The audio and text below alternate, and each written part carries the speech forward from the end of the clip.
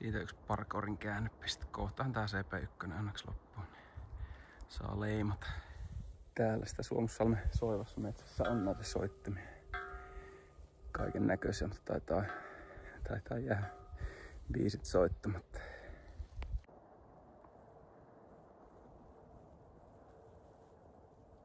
Täältä se tervavene löytyi. Ja tuo leimapaikka on tossa. Eli Suomussalmella nyt. Ja tää oli tää ensimmäinen niinku parkouri ja CP1 tässä. Niin tänne selvisin. Vähän eilinen oli aika vaikea, että meni vähän se evästyssuunnitelma pilalle. Tai siis silleen stressasin turhaan, oli ihan sellaisen kauppa, ettei se mitään hätää ollut. Ja sitten ei se kilsatavoite tullut täyteen, mikä oli, että eilen oli vähän reilu 2,5 saan päivä. Vielä nyt ihan hyvässä vauhdissa silleen, että kuitenkin ekana vuorokautena ajoin sen 4.40, niin silleen pitäisi olla kaikki ihan mahdollista vielä. Niin nyt vaan suunnittelemaan, mitä kauppoja, mitä stoppeja ja miten seuraavaksi täytyy se vähän katsoa. Suomussalmen jälkeen saanut vettä koko ajan. Sehän nyt oli odotettavissa, mutta kyllä se aika paljon hidastaa matkan tekoa. Pitää vähän kampetta välpätä, kun ei niin kovaa kuitenkaan saada koko aikaa, että pystyisi takkia pitää päällä. Ja sitten kun ajaa ilman takkia, niin kastuu. Ja no märkähän sitä on joka tapauksessa. Ja tämähän on melkein tämmönen pyhiinvaellus, kun mä oon viimeistä 1,5 vuotta Iijoki-sarjaa kuunnellut. Kalle Päätalon kirjaa ja se on näistä maisemista. Niin nyttenkin tälle reissulle säästelin viimeisintä, mikä on e-kirjana julkaistu tai äänikirjana, niin sitä on 16 tuntia kuunnellut. Niin aika tutut paikat täällä sen perusteella. Jes, viimekin Taivalkoskella. Nyt on kyllä kaikki kamppeet aivan märkänä, kun ajanut varmaan 6 tuntia vesisateessa. Täytyy nyt ensimmäistä kertaa avata peräporkkana, ottaa pitkät housut sieltä, jos vähän saisi kuivateltua. Mutta en tiedä, vittikö vaihtaa vielä kuivia sukkia, kun ei ne kuivana pysy kuitenkaan.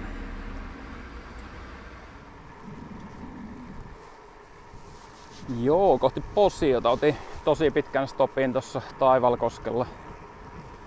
Mikäs torppari, joku hyvä kahvila, se oli tuttu Isojalan videoista.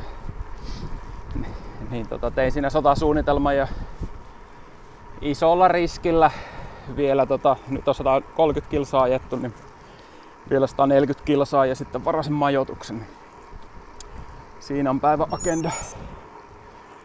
Aikaa tässä on ja majoitukseen kuulemma voi mennä ihan keskelle yötäkin, niin pääsee ainakin lähemmäksi huomista kontrollia. Se unohtui sanoa, että täällähän ei saada vettä tällä hetkellä. Niin nostaa kyllä mielialaa ihan törkeästi. Sadekamppeet hiostaa niin paljon, niin niillä ajaminen on aina vähän nihkeetä ja hitaampaa. Nyt pidän peukkuja, että tää ainakin 15 minuuttia keli jatkuisi tämmösen. Ensimmäinen poro. En tiedä, nyt tää Posio on tämmönen rantalomakohde, mutta hyvän näköistä biitsiä on.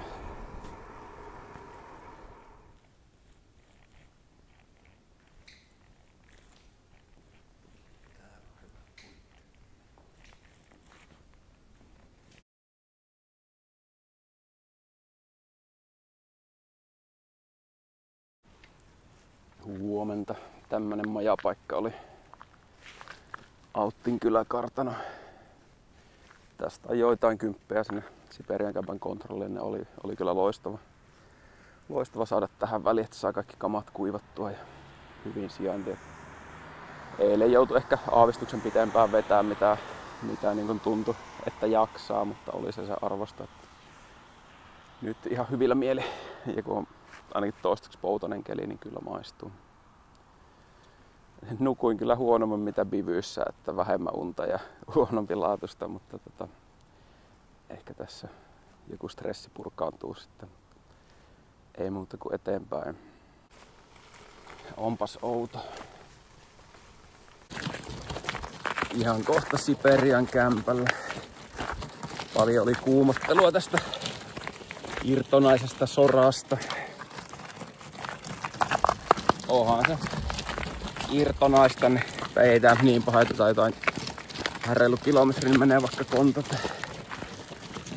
Mutta joo, en vitti väkisin runtata, säästelen jalkoja ja muutenkin pienellä vaihteella, kun vetää kovasti vatteja, niin tuntuu, että pinnat vähän ujeltaa, vaikka ne tasakireydellä on. Niin en ota mitään riskejä.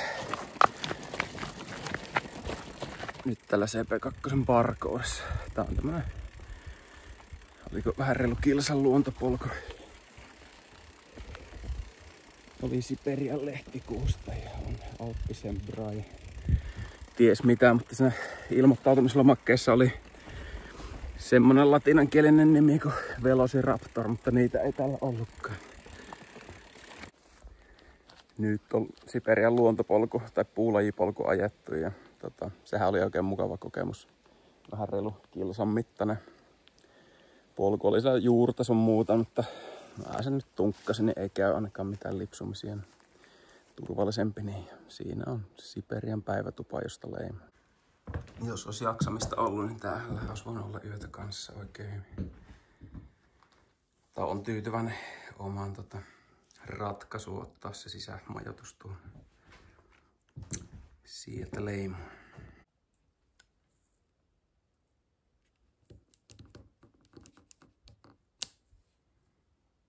Yes. Nyt juhlan kunniaksi vähän juhlajuomaakin. Ai että maistuu hyvältä.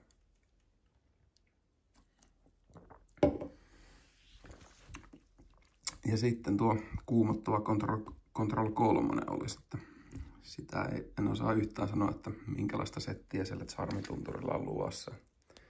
Tunkkaushommiksen se menee joka tapauksessa.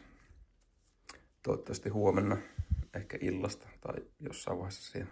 Nyt jäi se Rovaniemen hienompi silta näkemättä, mutta Rovaniemellä joka tapauksessa. Tänne asti on nyt löytänyt itsensä napapiirin. Ja eikä tässä auta muuta kuin lähteä Sodankylän suuntaan ja siellä on kyllä palveluita aika paljon vähemmän ja en mä sinne Sodankylään ihan kerkeä tänään kauppaan, niin mulla on nestettä jonkin verran mukana, niin täytyy ajella siellä jotenkin ja nukkua jossain puskassa luultavasti. Niinkin varmalla suunnitelmalla, että ei muuta kuin matkaa. Nyt on vähän tympeämpi pätkä Rovaniemeltä Sodankylään, niin tää on tää iso tietä koko ajan. Rekkaa menee, niin ei oo kyllä kovin hääviä. Ja tää oli, mitähän tää oli 100 kilsaa, niin vielä on 75 jäljellä, niin saa painaa ja sehän menee taitaa mennä ilta 9, etten kerkeä kauppaan, niin piti vähän ottaa tuolta sitten kamaa kantoon tuolta Rovaniemeltä, niin sen täytyy näitä taukoja pitää tässä tien vieressä välillä, kun ei jaksa ihan putkeen vetää. Vähän käsissä tuntuu, mutta jalat lämpeni, että aamulla oli jalat reidet tosi tyhjät ja jäykät, mutta nyt on jalat ihan ok ja on myötätuulta, niin ihan jees. Ei muuta kuin jatkamaan. On ollut aika pitkän tuntunen tää tie Rovaniemeltä Sodankylään. Kohta nyt Sodankylässä onneksi. Kun lähti 4, niin oli vielä valo-osa, niin se oli aika tympeitä tulla, kun autoja pyyhki ees taas. Mutta nyt kun on ollut pimeetä, niin on hyvä, kun näkee kilometrin päästä, jos auto tulee, niin näkee mut paremmin. Jopa turvallisempi fiilis näin. Sodankylän saavuttu. Tarkoitus oli mennä vähän pitemmällä, mutta nyt ei kyllä lähde enää. Tässä ihan keskustassa oli joku esteetön kalastuspaikka ja tämmönen laavu. Mä vedän tohon lepiin.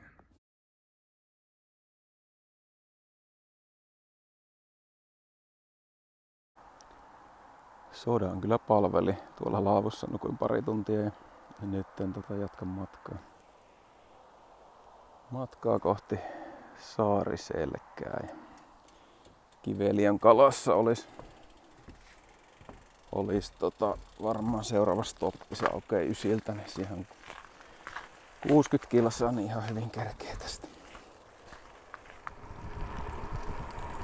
Tässä kun nyt mun laskujen mukaan 5. ajopäivä aluillaan, niin aika paljon on kerennyt miettimään, että miltä musta tuntuu, miltä mun kroppa tuntuu, koska ennen reissua niin muutamia kysymysmerkkejä oli, että jonkin verran vaivannut kädet ja kämmenet silleen, että puutumista on ollut joskus aiemmin.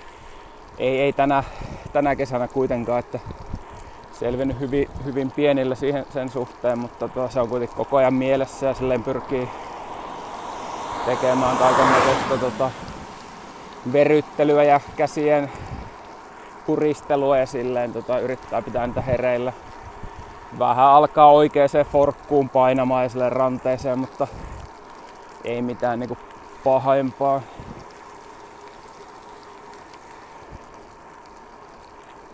Ja sitten alussa oli ekana ajopäivänä alaselkä jumitteli, mutta se on lähtenyt täysin ajamalla pois, ei ole mitään tuntemuksia alaselässä tai selässä muutenkaan. Niin siltä osin kunnossa. Ja sitten totta kai miltä jalat tuntuu, niin jalat on tuntunut hämmästyttävän hyvältä. Totta kai on jonkinlaista väsymystä havaittavissa ja silleen erilaisia vaiheita päivässä, että milloin kulkee ja milloin ei.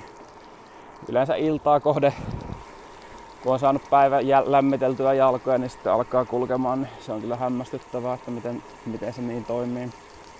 Ei ole ollut oikeastaan mitään tuntemuksia polvissa, ei akillesjänteissä toistaiseksi.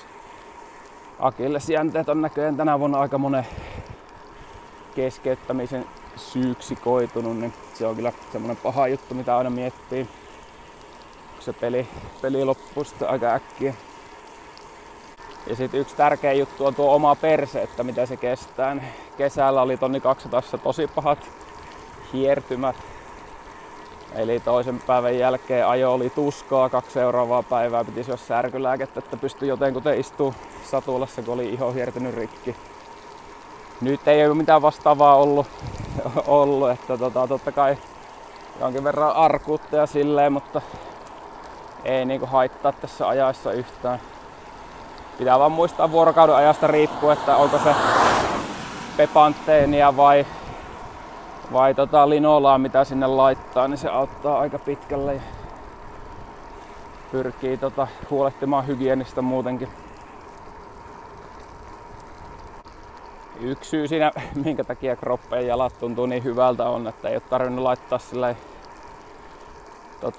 itsensä kovin tiukkaan paikkaan vielä ainakaan. Että ehkä se eka parkourin loppu, se tärpätti tehdä siellä oli keskellä, no ei keskellä yötä, mutta pimeällä 11 aikaa illalla, niin oli pitkospuutunkkausta ja muuta, niin se oli silleen niinku fyysinen suoritus.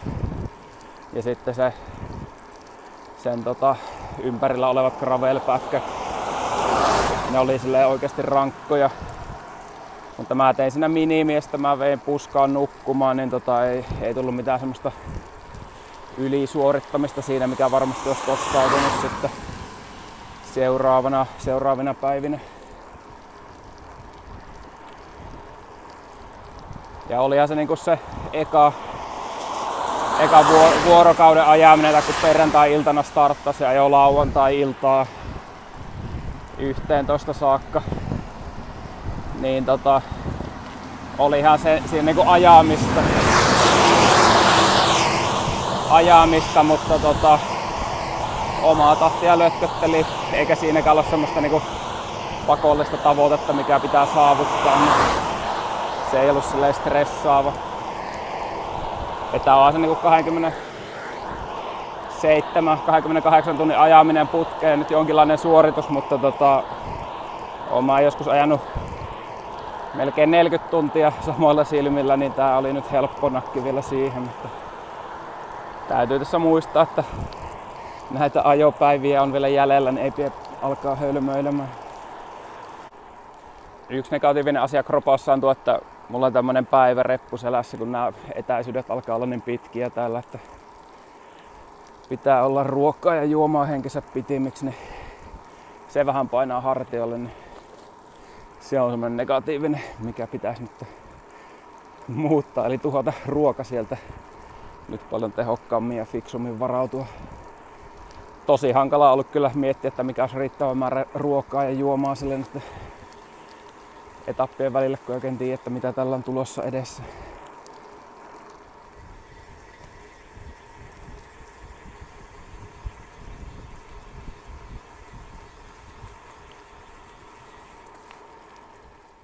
Täältähän löytyy Vuotsosta.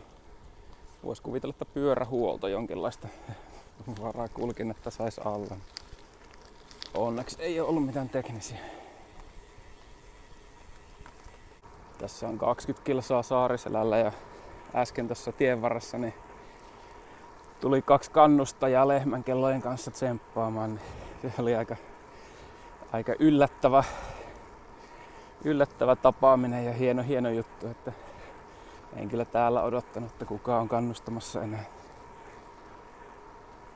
Muuten on ehkä jotain 5 tai 6 tyyppiä ollut kannustamassa tähän mennessä matkan varrella. Niin kiitos vaan, jos katsotte tätä. On kyllä maisemat kohilla. Olisiko tuo kaunis pää tuolla ollut? Saariselän kohilla. Joku noista se sarmitunturi on, mitä pitäisi lähteä vallottelemaan. Saa nähdä, meneekö iltaan vai huomisaamuun.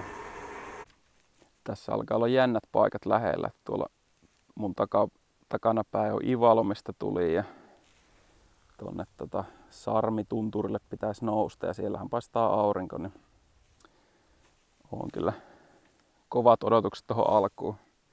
Kyllä se nyt varmaan vielä tunnin puolitoista polkee ennen kuin pääsee siihen polun alkuun. Kello on nyt